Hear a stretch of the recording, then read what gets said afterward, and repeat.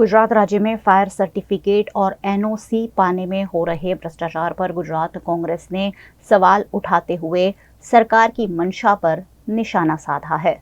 जिस पर गुजरात कांग्रेस के प्रवक्ता डॉक्टर मनीष दोशी ने पत्रकार परिषद में सरकार पर आरोप लगाए। ગુજરાતમાં વારંવાર આગની દુર્ઘટના અને દુર્ઘટનામાં દર વખતે કડકમાં કડક પગલાં લેશું તેવી સુફિયાની વાતો કરનાર ભાજપાના શાસકોની નિષ્ક્રિયતા, બેદરકારી અને ભાગ બટાઈના કારણે જે પ્રકારે માનવ જિંદગી હોમાઈ રહી છે 2019માં તક્ષશિલા કાંડ, ભરતું થઈ રહેલા બાળકો, ગેરકાયદેસર બાંધકામ, શહેરી વિકાસ વિભાગની સીધી ભ્રષ્ટાચારી રીત રસમો, શહેરી વિકાસ વિભાગની ભ્રષ્ટાચારી રીત રસમો અને ત્યારે સરકારે અને તંત્રે મોટા પાયે કડકમાં કડક પગલાં લેવાની વાતો કરી હતી। 5 વર્ષ વીતી ગયા, સરકારે કોઈ પગલાં ન લીધા અને એ જ ભ્રષ્ટાચારી રીત રસમોમાં ઘટાડો થવાના બદલે ઉમેરો થતા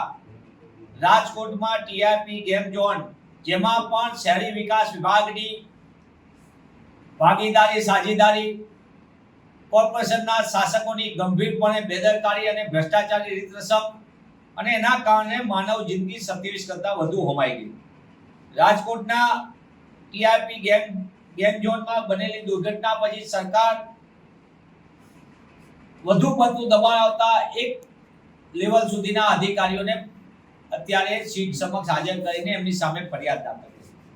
પણ સમગ્ર વિભાગ ભ્રષ્ટાચાર વિભાગમાં હોય તો સમજી શકાય, પણ આ તો સરકારમાં ભ્રષ્ટાચાર નથી, પણ ભ્રષ્ટાચારમાં આખી સરકાર ધરાડૂબ છે અને એવા સંજોગોના કારણે માનવ જિંદગી સતત હોમાય છે અને સરકાર દર વખતે વાતો કરે છે। જે રીતે ગુજરાતમાં કેગ જેવી ભારતની મોટી સંસ્થા કહેવાય, બંધારણીય જેની જવાબદારી ઓડિટની છે, તેને ફાયર વિશે 2018-19માં કે કઈ રીતે નેગ્લિજન્સી છે ફાયરમાં, 20-21માં અને 21-22ની અંદર કરોડો રૂપિયા કઈ રીતે સાધનો ખરીદવા માટે ભારત સરકાર તરફથી કોઈ યોજના ના આવ્યા હોય તો એ પૈસા પાછા જાય, modernisation of the fire station એના પર જાય, વ્હીકલ ખરીદીના પૈસા પણ પાછા જાય, અથવા તો સરકાર છેલ્લા દિવસ સુધી એ તંત્ર ખરીદી ન કરે એના કારણે ફાયરની દુર્ઘટના સમયે આપણી આગળ પૂરતા સાધનો ઉપલબ્ધ થતા નથી। આપણે તક્ષશિલા કાંડમાં જોયું હતું કે કરોડો રૂપિયાના ટેન્ડરો બહાર પાડતી સુરત કોર્પોરેશન આગળ એક આગ લાગી ત્યાં પહોંચવા માટે સીડી પર ખરીદવાના પૈસા નહોતા અથવા ખરીદી નહોતી। તે જ રીતે કેગના વિરુદ્ધ દેવામાં 4 વર્ષમાં ફાયર પ્રિવેન્શન, ફાયર સર્વિસમાં કરોડો રૂપિયા વપરાયા, પરત ગયા।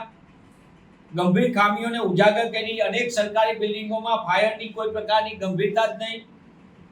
8 મહાનગરોમાં અને 153 નગરપાલિકા વિસ્તારમાં કોણે ક્યારે ફાયર એનઓસી લીધી, ક્યારે રિન્યુ કરાવવાની એ અંગે સ્થાનિક કોઈ માહિતી જ નથી ઉપલબ્ધ હોતી।